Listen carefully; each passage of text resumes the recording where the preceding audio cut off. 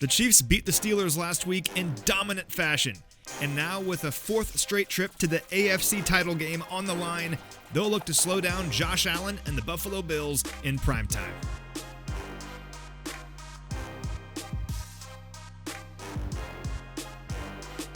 This is turning into one of the better young rivalries in the NFL, as the Chiefs beat Buffalo twice last season, including in the AFC Championship game before the Bills beat Kansas City earlier this year. That loss back in Week 5 can be attributed to a couple of main factors: turnovers and big plays. The Chiefs turned the ball over 4 times in that game, while Buffalo racked up 7 plays of 20 or more yards offensively. The good news? Kansas City is plus 11 in turnover margin since that game, the best mark in the NFL, and they haven't allowed that many big plays in a single game since Week 5.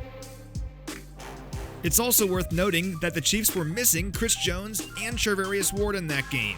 Frank Clark and Willie Gay Jr. were in their first game back from injury.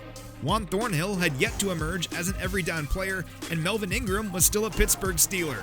These guys have been the best scoring defense in the NFL since Week 8, when everything turned around for this team, and simply put, this is a much different group than what the Bills saw back in Week 5.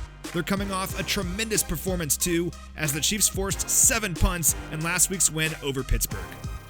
They'll need to be at their best on Sunday because the Bills feature one of the league's best quarterbacks in Josh Allen. Allen threw for more than 4,000 yards and 36 touchdowns this season, but it's his legs that truly make him special. He racked up more than 700 yards on the ground this year while forcing 37 missed tackles, the most of any non-running back this season. He also moved the chains on third down 23 times this year with his legs. Allen was pressured more than any quarterback in the league this season and did show some relative struggles at times when blitzed, but if you have a chance to bring him down, you have to wrap him up, as no player tallied more scrambles or big-time throws under pressure this year, according to Pro Football Focus. The Chiefs, of course, have a pretty good one at quarterback too in Patrick Mahomes, and he's coming off a ridiculous performance in last week's victory. Following TJ Watt's defensive touchdown last week, Mahomes completed 24 of 27 passes for 359 yards and 5 touchdowns. The man threw for more touchdown passes than incompletions to close out the game. And overall, he recorded his 4th career outing with 400 passing yards and 5 passing scores.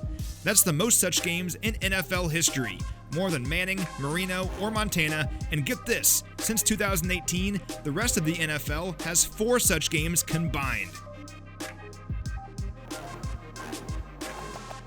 One guy Mahomes will be looking for on Sunday is tight end Travis Kelce, who just continues to smash postseason records.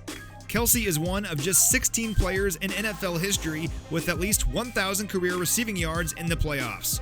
And with one more 100-yard game, he'll match Jerry Rice for the most in postseason history. The Chiefs will need Mahomes, Kelce, and the rest of the offense to be at their best on Sunday too, because the Bills own the number 1 scoring defense in the NFL. They allowed the fewest passing yards and passing touchdowns in the league this year, while recording the top quarterback pressure rate and the best third down defense in the league, setting up a great matchup against the Chiefs offense, which recorded the 5th best third down conversion rate in NFL history this season. It has all the makings of an absolutely epic game as the Chiefs look to win their 6th straight playoff game at home and return to the AFC title game for a 4th consecutive year.